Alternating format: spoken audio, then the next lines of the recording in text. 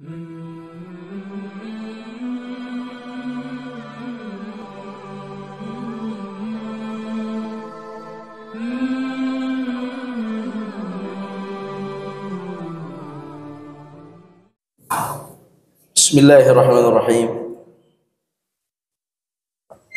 Assalamualaikum warahmatullahi wabarakatuh.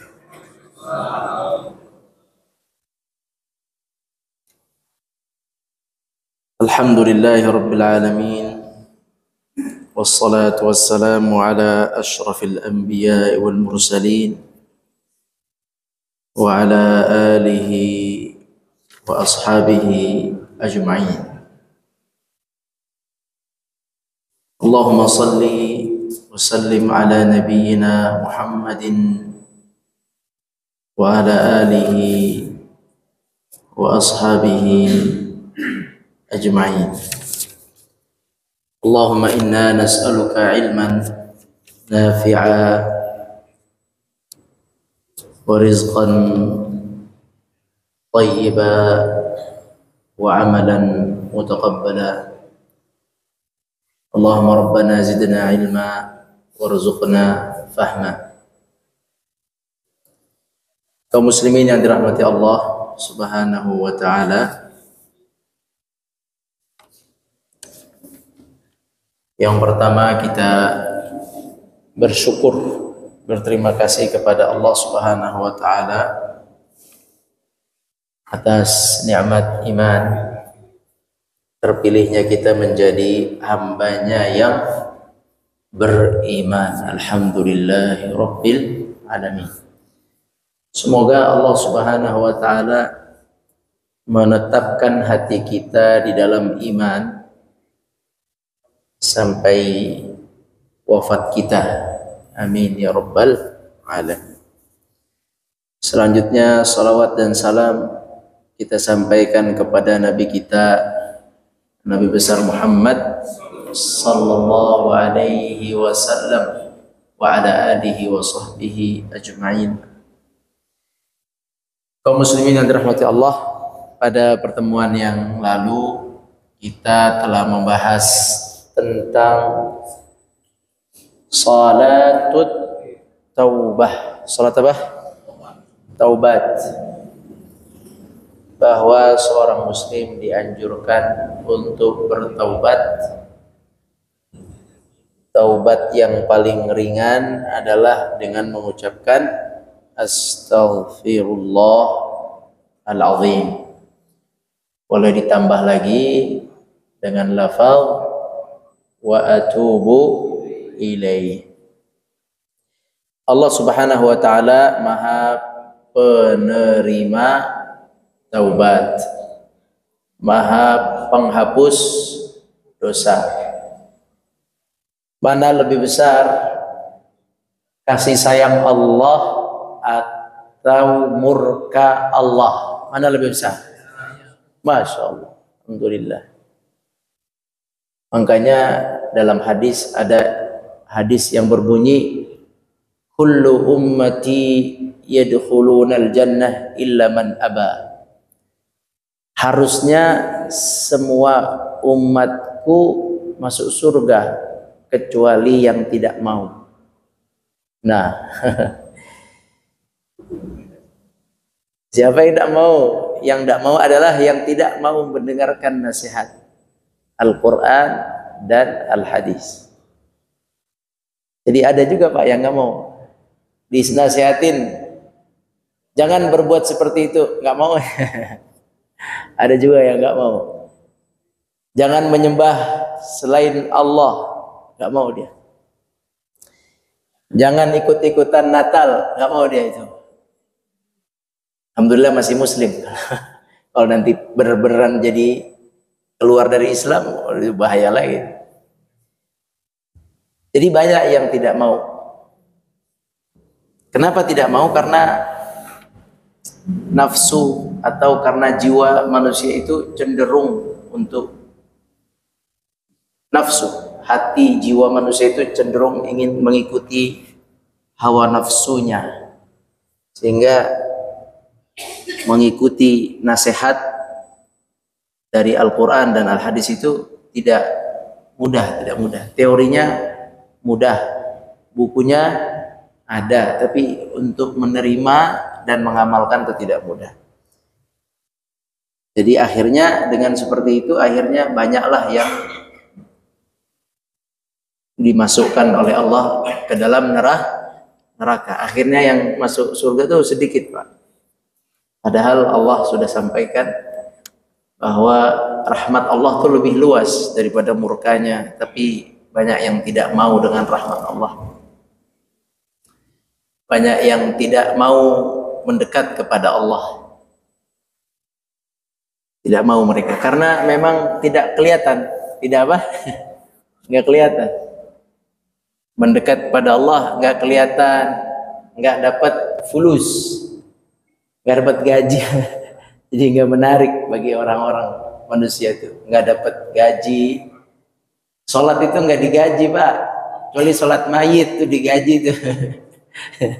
Ada sebagian masjid sholat mayit dapat gaji, Pak. 10.000, 20.000. Di sini nggak ada kan? Nggak ada. Itu kalau sholat mayit bayar Masjidil Haram gimana tiap hari sholat mayit 5 kali.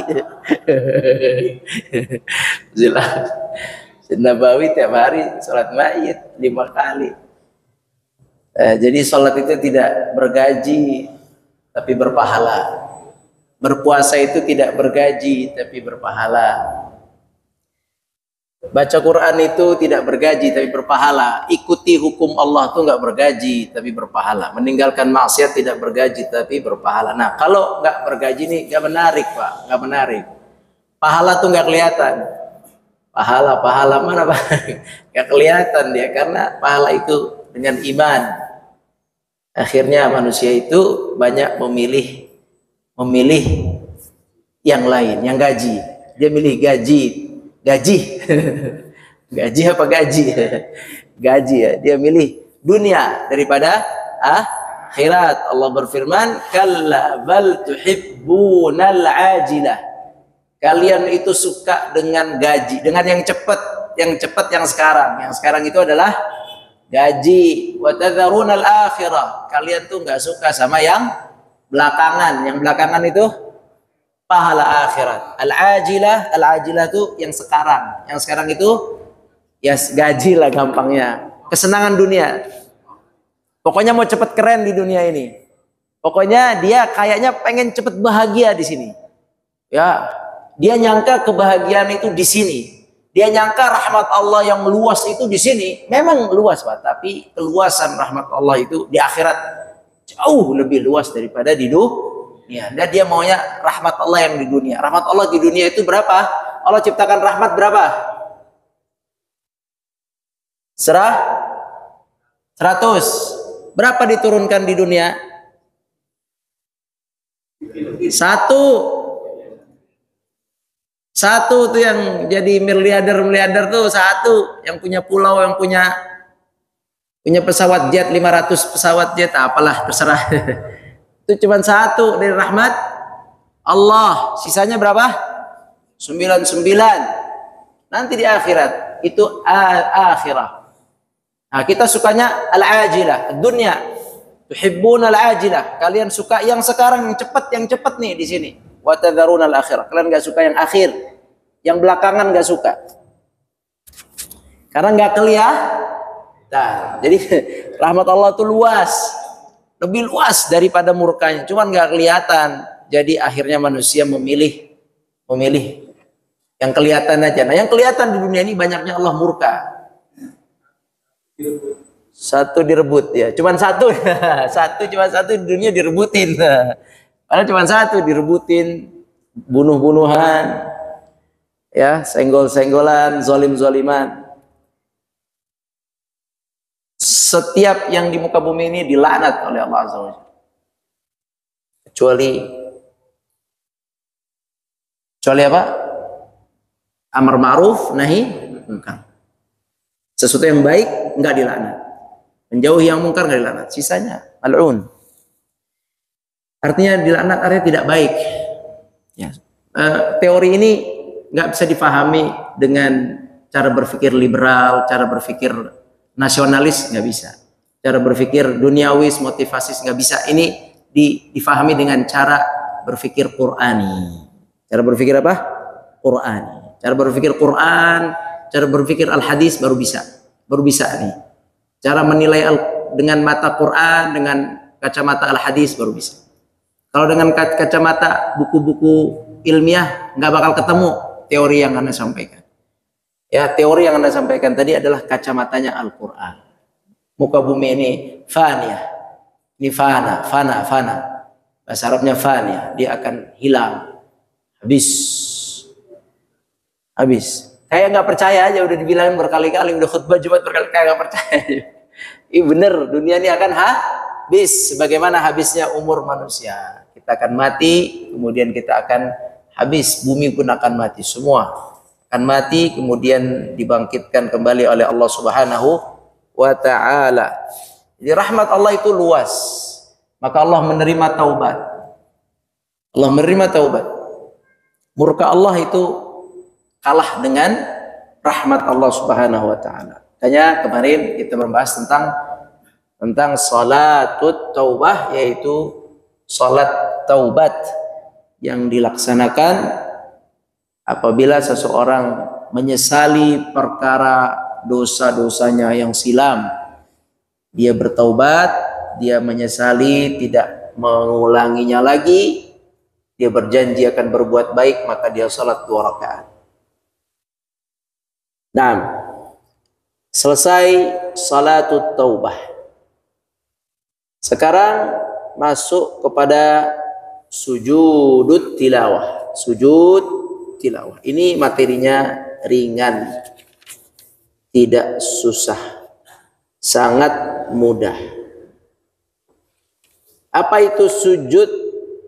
Sujud ya sujud. Apa itu tilawah? Ya, tilawah gampangnya adalah bacaan. Jadi sujud disebabkan bacaan. Bacaan apa? Al-Quran. Yang mana? Ayat-ayat yang mana? As-Sajadah. Nah itu. Jadi sujud yang dianjurkan ketika kita melewati ayat-ayat yang sajadah, ayat-ayat sujud. Nah, maka dianjurkan sujud tilawah. Apa hukumnya? Sunnah. Apa hukumnya? Sunnah. Kalau imam mau sujud tilawah, boleh. Kalau tidak, boleh. Sunnah. Tetapi sebaiknya tentu dilakukan jika tidak ada halangan. Kalau nggak ada halangan ya sujud. Ya, kalau tidak ada halangan ya sujud. Dia sunnah. Hukumnya sunnah. Baik. Sekarang kita lihat hadisnya. Bismillahirrahmanirrahim. Kana Rasulullah sallallahu alaihi wasallam yaqra'u 'alaina al-Qur'ana fa idza marra bis-sajdati kabbara wa sajada wa sajadna. Rasulullah sallallahu alaihi wasallam itu terkadang membacakan Quran kepada sahabat, dibacakan. Nah, apabila Nabi melewati ayat sajadah, beliau bertakbir dan sujud, kemudian bertakbir lagi, bangun dari sujud. Ini kejadiannya di luar salat. Di luar salat. Jadi Nabi SAW kalau lagi baca Quran pada sahabat di luar salat, kemudian melewati ayat sajadah, beliau sujud di luar salat. Di dalam salat gimana? Sama juga. Jadi di luar salat dan di dalam salat kita sujud, namanya sujud tilawah. Sujud. Karena ayat-ayat sajadah mengandung makna sujud. Jadi dia perintah sujud itu. Cuman kan dia berbahasa Arab. Mungkin kita sebagian faham ayat ini perintah sujud, sebagian mungkin tidak faham, tidak apa-apa. Yang penting inti dari ayat-ayat sajadah adalah tentang ya dia berkaitan dengan sujud, perintah sujud, atau juga berkaitan tentang orang kafir nggak mau sujud gitu. Ada orang kafir nggak mau sujud, kita yang sujud. Atau cerita orang mukmin sujud, kita sujud. Atau perintah sujud, kita sujud. Begitu, itu isinya ayat-ayat sajadah. Dan di sini bukan mungkin lagi, sudah jadi kebiasaan hari Jumat, masih kan Pak ya? Hari Jumat baca surat sajadah. Itu sunnah itu. Sunnah. Dibaca surat sajadah di rakaat pertama. Rakaat kedua apa? Al-Insan.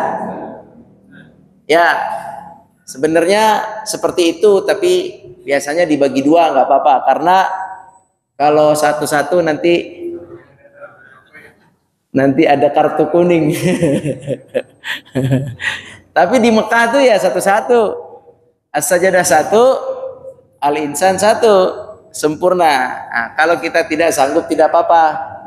Jadi sajadah dibagi dua. Nah, kita udah sujud di sini. Ketika Allah berfirman, "Innama yu'minu bi ayatina." Innama yu'minu bi ayatina alladziina idza dzukkiru biha kharru sujada. Ya benar ya? Yaitu orang-orang yang beriman adalah apabila dibacakan ayat-ayat Allah mereka sujud. Orang beriman apabila dibacakan ayat-ayat Allah kharru sujada, mereka sujud. Itu maksudnya. Mereka sujud, wasabbahu, mereka bertasbih, bihamdi rabbihim wa hum la yastakbirun. Mereka sujud. Nah, karena itu ada istilah sujud, ada cerita di situ orang-orang beriman itu sujud kalau dibacakan ayat-ayat Allah, maka ketika kita lewat ayat itu, kita baca ayat itu dalam atau luar salat, maka kita sujud. Nah, apa keutamaannya Bapak Ibu sekalian? Keutamaannya kalau kita sujud maka setan akan bersedih. Nah, setan akan bersedih. Kata Nabi SAW, apabila kita sujud saat melewati ayat sajadah, maka setan akan menjauh dari kita dan dia akan menangis. Nah, kata Nabi SAW. Ini nggak kelihatan, tapi sabda Nabi SAW. Kita harus yakin. Jadi kalau kita sujud, setan menjauh dan dia bersedih. Dia bersedih apa? Kata Nabi, karena kata setan ya, setan menjelaskan di sini. Maaf, Nabi menjelaskan perkataan setan, kesedihan setan. Kenapa kesedihan setan? Yaitu dia berkata, manusia diperintah sujud lalu ia sujud, sedangkan dulu aku diperintahkan sujud, aku tidak sujud. Nah, itu penyesalan setan, tapi udah nggak ada gunanya penyesalan itu karena sudah dilaknat oleh Allah Azza wa Jalla. Nah, jadi setan itu dia akan sakit hati, bagus itu. Ya, dia akan sedih, bagus. Kalau kita sujud. Jadi Bapak-bapak jangan nyangka, Pak. Jangan nyangka kalau Bapak itu sujud, setan tepuk tangan, oh hebat kamu sujud. Enggak, dia jadi sedih dia.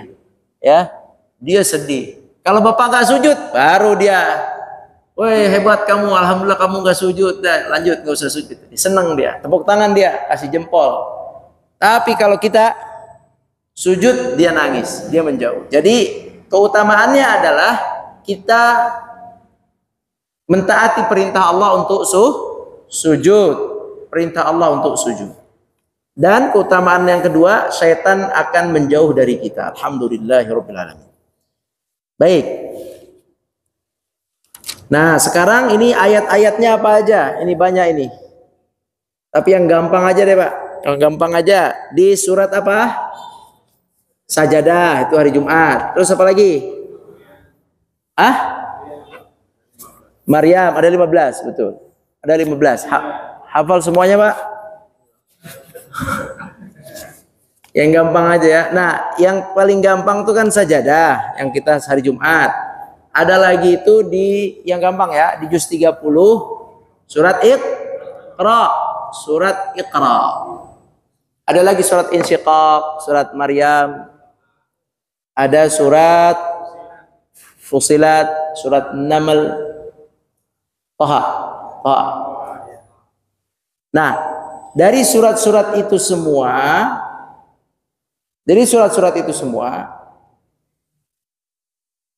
kita ambil yang gampang aja. Yang gampang aja ya.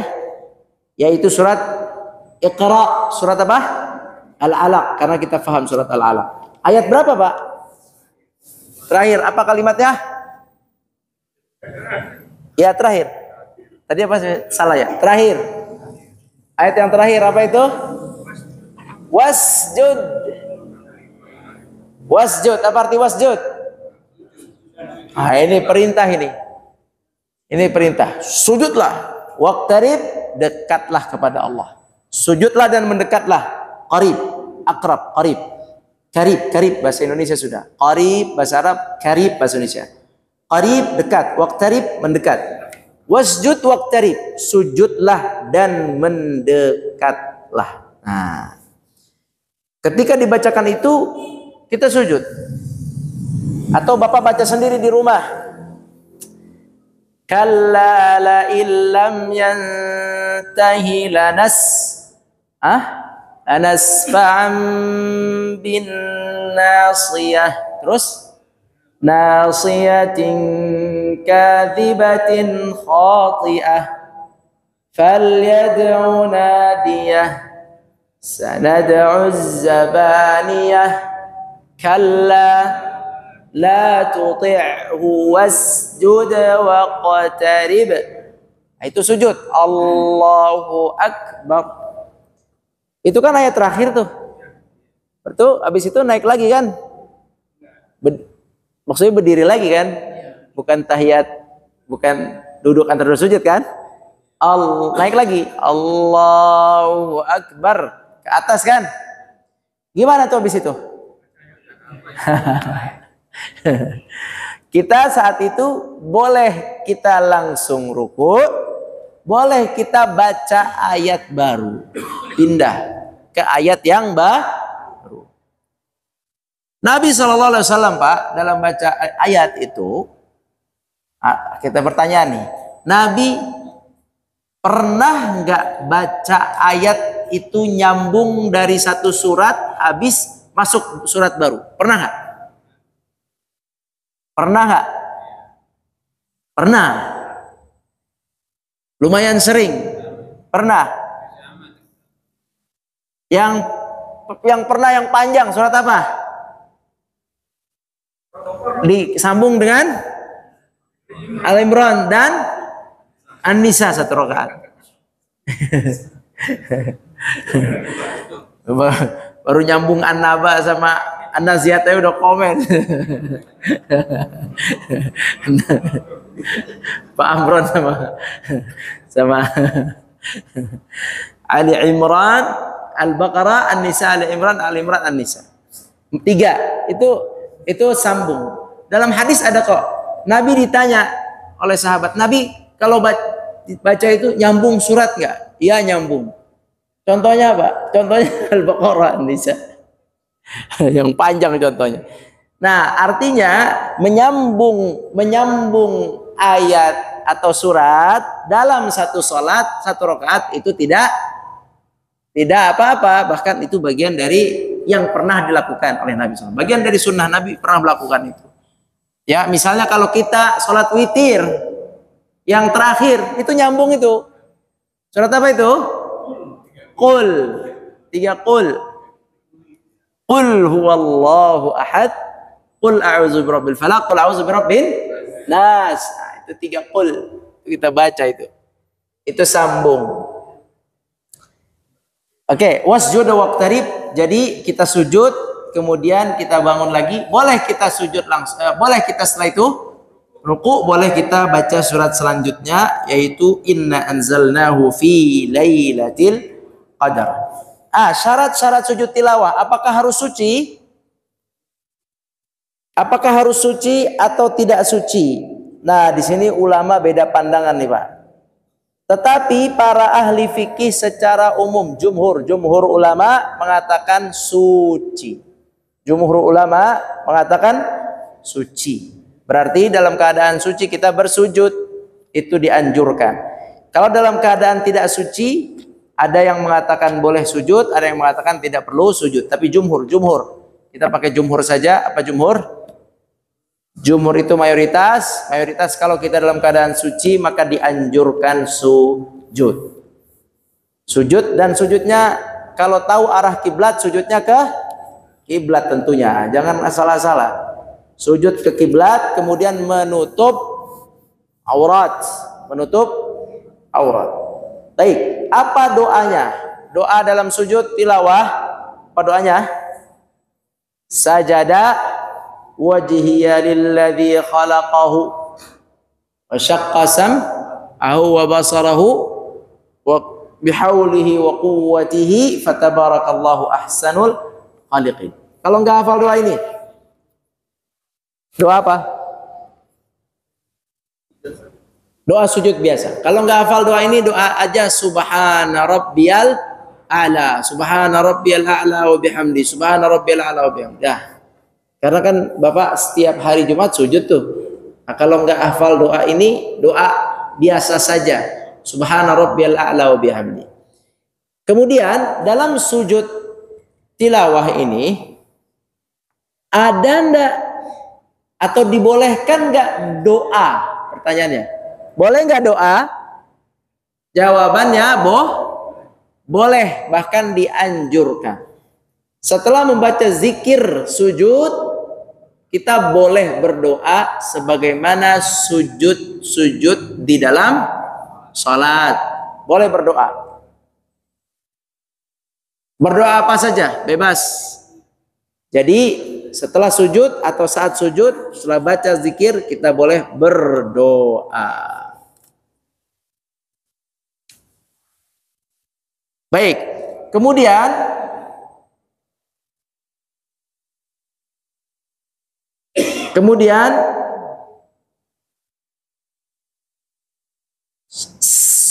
salat atau sujud tilawah ini dilakukan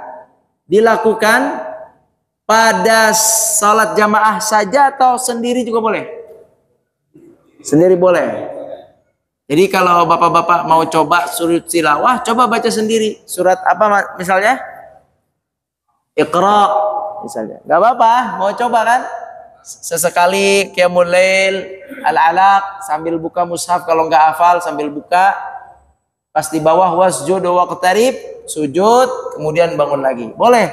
Salat sendiri kita sujud tilawah, atau baca surat sajadah sambil lihat Quran, sambil sholat sunnah ya. Kalau sholat sunnah boleh yang lihat Quran.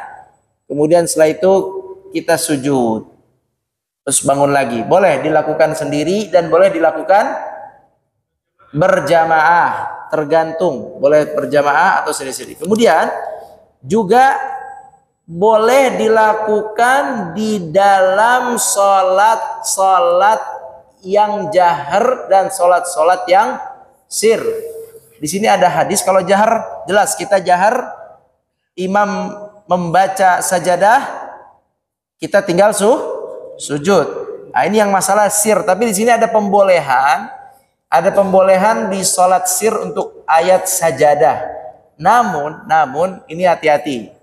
Kalau jamaahnya ini bukan orang yang mengerti, nanti bahaya ini, karena sholat ia bingung karena sholat sir. Sholat apa? Sir. Tapi kalau jamaahnya mengerti, karena Nabi pernah lakukan. Kalau jamaahnya mengerti nggak apa-apa. Nabi SAW pernah melakukan, sebagaimana hadis dalam Bukhari disebutkan, sajada fir raka'atil ula min salatil zuhri. Nabi pernah sujud tilawah di rakaat pertama waktu sholat zuhur. Ini mengagetkan juga.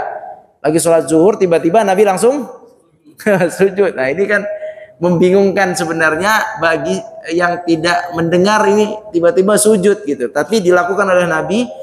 Kemudian fara'a ashabuhu, kemudian para sahabat melihatnya.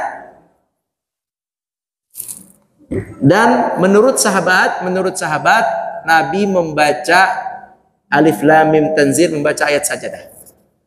Ya, menurut sahabat Nabi membaca ayat sajadah. Karena apa? Karena Nabi sujud. Berdasarkan perbuatan ini, maka sujud tilawah di waktu sholat zuhur dan asar dibolehkan bagi imam. Bagi yang imam dibolehkan, bagi yang sendiri dibolehkan. Namun hati-hati, untuk kehati-hatian sekali lagi, zuhur dan asar sebaiknya tidak membaca ayat sajadah karena orang tidak paham. Ya, orang sholat maghrib isya aja orang bingung, apalagi apalagi zuhur asar lebih bingung lagi. Ini bid'ah ini salah ini. Jadi takut salah faham, bukannya apa? Takut salah faham, bukan salah faham. Oke. Apabila kita sedang menghafal Quran, berbolak-balik kita baca lagi. Bagaimana sujudnya? Sekali saja ketika ayat yang pertama. Setelah itu udah hafalin bolak-balik ya. Jadi ketika menghafal cukup sekali saja. Ya, ini sudah selesai Pak, masalah sujud. Masih ada waktu. Silakan ada pertanyaan. Ini ringan masalah ini pembahasannya. Ya.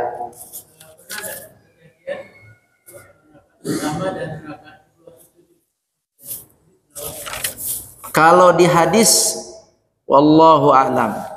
Di hadis ya, wallahu a'lam, belum kami dapatkan keterangan bahwa Nabi sujud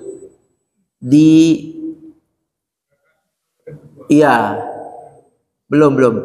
Di sini yang tadi zuhur rakaat pertama. Kemudian ada Nabi sholat isya baca al-insyiqaq, beliau sujud. Tapi ini sekali. Ya. Kalau dua-duanya belum. Tapi apakah boleh apa enggak? Enggak ada larangan. Boleh apa enggak? Boleh, enggak ada larangan. Enggak ada larangan mengenai sujud di dua rakaat itu. Jadi yang pertama al-insyiqaq, yang kedua as-sajadah, itu boleh. Enggak ada masalah secara hukum. Dan sebenarnya imam itu dianjurkan untuk membaca ayat-ayat sajadah sesekali untuk mengajarkan makmum. Ya Pak, sesekali untuk mengajarkan makmum biar makmum mengerti. Nah, ada lagi? Salam.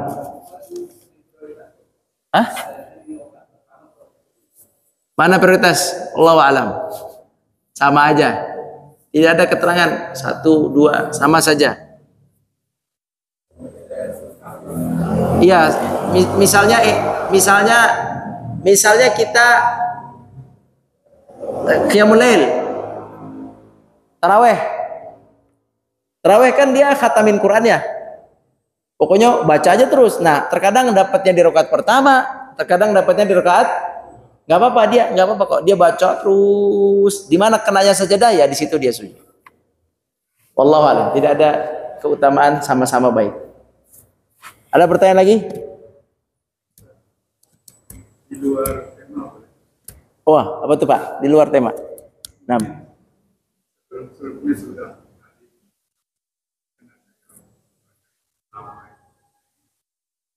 Al-Fatihah itu kan 7 ayat. Al-Fatihah 7 ayat, betul. Tapi kebanyakan dibaca ada yang isir, ada yang jahat. Kenapa? Ya. Al-Fatihah itu 7 ayat. Ayat pertama adalah Bismillah, itu resmi ayat pertama. Ayat kedua adalah Alhamdulillahi Rabbil Alamin. Ayat ketiga dan keempat terus sampai ayat ke-7. Nah, yang jadi masalah adalah cara baca Bismillahirrahmanirrahim. Cara baca Bismillah itu boleh dibaca dengan keras, boleh dibaca dengan sembunyi-sembunyi, sir. Boleh jahar, boleh sir. Nabi SAW di dalam sholat-sholatnya itu ditemukan hadis-hadisnya.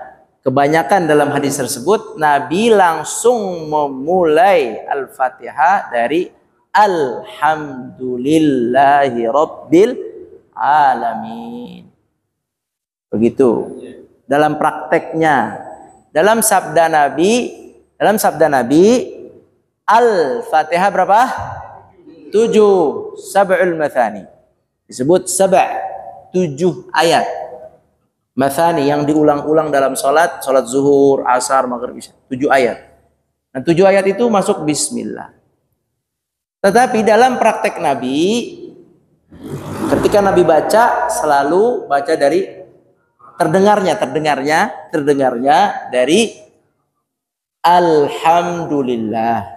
Bismillahnya kemana? Dibaca sir. Apalagi yang dibaca sir? A'udzubillah. A'udzubillah dibaca sir. A'udzubillahi minasyaitonirrajim. Bismillahirrahmanirrahim. Baru alhamdulillahnya dikencangkan. Ya. Jadi itu seperti itu. Kalau kita mau jahar juga boleh. Boleh, Pak. Kalau mau sir boleh. Nah, wallahu alam. Ada lagi pertanyaan? A'udzubillah tidak dijaharkan. Sir. A'udzubillah. Enggak, kecuali Umar Ibn Khattab. Umar Ibn Khattab dalam salat menjadi imam pernah membaca A'udzubillahi minasyaitonirrajim. Bismillahirrahmanirrahim. Dikencengin dua-duanya untuk mengetahui bagi jamaah bahwa itu hukumnya dibaca sunnah. Sekali doang beliau lakukan itu, bukan tiap waktu. Untuk mengasih tahu aja di belakang. Itu boleh, Pak. Nabi juga pernah kok baca surat-surat pendek, baca surat di zuhur, di asar, Nabi agak keraskan. Gak apa-apa. Untuk menunjukkan itu gak apa-apa. Jadi imam ini boleh mengajarkan. Satu, baca ayat sajadah, boleh. Nyambung antara surat dengan surat, boleh. Motong surat belakang saja, motong surat depan saja. Imam tuh boleh, ada tujuan imam mengajarkan tuh boleh. Terus imam tadi misalnya dua-duanya 2 rakaat, dua-duanya dibaca sujud tilawah, boleh. Terus apa lagi tadi? Tadi ngomongin apa? Ya pokoknya begitu. Imam itu dibolehkan untuk mengajarkan sambil mengimami. Dibolehkan mengajarkan sambil mengimami. A'udzubillahnya dikeraskan? Boleh sesekali. Bismillahnya dikeraskan? Boleh. Tidak dikeraskan? Boleh. Untuk mengajarkan. Jadi orang yang sholat jamaah itu biasanya wawasan sholatnya lebih besar daripada yang tidak pernah jamaah, Pak.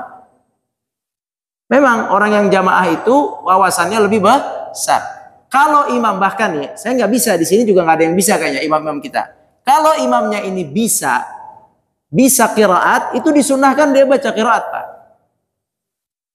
Qiraat, bacaan yang qiraat kan ada 7 kan? Cara baca tuh ada 7. Ilmu qiraat. Yo, kalau enggak ya itu ada tuh. Jadi dia bacanya tuh beda harokatnya, tapi benar dari Nabi SAW. Saya nggak bisa ilmu qiraat. Semua imam-imam di sini sepertinya tidak. Ustaz Aska pernah satu baca qiraat beda sedikit. Itu asli. Syu'bah apa beliau baca kalau nggak salah. Itu benar. Artinya itu qiraat. Cuman orang mungkin nggak ngerti. Kita yang lain nggak ngerti. Itu sunnah. Kalau kita bisa baca, jadi dia beda. Misalnya Al-Fatihah, di Al-Fatihah itu ada Alhamdulillahi Rabbil Alamin. Terus Ar-Rahmanir-Rahim, terus Malik, panjang kan? Malik Yaumiddin. Itu dalam bacaan yang lain, dan bacaan ini benar, itu baca pendek. Alhamdulillahi Rabbil Alamin, Ar-Rahmanir-Rahim, Malik Yaumiddin, gitu. Boleh. Terus dalam bacaan yang lain, bacaan benar juga dari Nabi, Ihdinas siratal mustaqim, dibaca Ihdinas ziratal mustaqim. Ziratal mustaqim. Antara sad dan zai, zirat mustaqim. Cuman karena saya nggak punya ilmunya, nggak boleh. Itu harus yang berilmu. Kalau tahu doang nggak, saya tahu. Tapi kalau ada ilmunya Pak itu. Ziratal mustaqim. Terus siratal ladzina an'amta alaihim, itu alaihim, ya kan? Itu ada dalam bacaan lain, sah juga dari Nabi. Siratal ladzina an'amta alaihimu. Itu. Ada lagi bacaan lain, siratal ladzina an'amta 'alaihim. Nah, itu kalau imamnya mampu, kalau besok kita punya rezeki, panggil Pak imam-imam tarawih yang punya qiraat, sini pasang, baru mantap. Itu sunnah itu. Sunnah itu Pak, sunnah. Kalau bisa, ya susah Pak itu yang ahli-ahli. Itu ada orang Indonesia yang bisa. Alhamdulillah, saya nggak bisa itu. Tahu aja, tapi tidak menguasai. Iya, nanti wadduha jadi wadduha wal laili idza saja, gitu-gitu. Itu enak Pak. Beneran. Kalau saya jadi ketua masjid dan nggak akan jadi ketua masjid,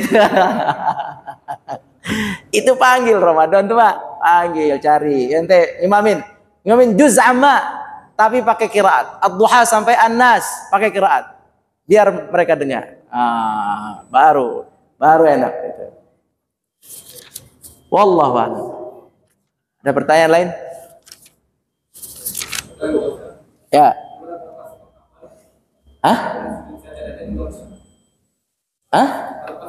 Enggak, tadi kalau menghafal sajadahnya dibaca pertama saja. Sekali. Sajadahnya sekali saja, sujudnya sekali. Setelah itu baca lagi enggak perlu Ada lagi? Dicoba saja diundang kali aja ada kesempatan. Kata guru Quran saya, sunnah bagi imam yang mengerti qiraat dibacanya sesekali supaya umat Islam mengetahui kekayaan tata cara baca Quran dari Nabi SAW. Biar tahu kita kekayaannya cara baca yang sah dari Nabi, yang kuat 7. Itu yang sangat kuat. Ditambah lagi tambah 3 yang hasan lah, jadi 10. Tapi yang kuat itu 7, sab'ul qiraat. Ya, itu susah Pak. Ilmunya mah tinggi. Harus hafal Quran dengan lancar baru bisa. Baik, wallahu alam. Bapak Ibu sekalian dirahmati Allah. Intinya kita melakukan sujud tilawah, oke? Dan hukumnya apa tadi? Sunnah. Menurut jumhur harus dalam keadaan suci. Boleh di dalam sholat dan di luar sholat. Boleh sendiri dan berjamaah. Boleh di sholat jahar dan sholat sir. Kemudian boleh berdoa dengan doa sujud biasa. Dan boleh ditambah dengan doa-doa permintaan, ya, doa tilawah. Terus doa sujud biasa. Juga boleh dengan doa-doa permohonan yang lain. Doa biasa, doa minta permohonan A dan B. Boleh seperti itu ditambah. Demikian wallahu alam, yang benar dari Allah. Terima kasih, selesai masalah sujud sahwi. Sujud tilawah ya. Subhanakallahumma bihamdik, asyhadu an la ilaha illa anta, astaghfiruka wa atubu ilaik. Wassalamualaikum warahmatullahi wabarakatuh.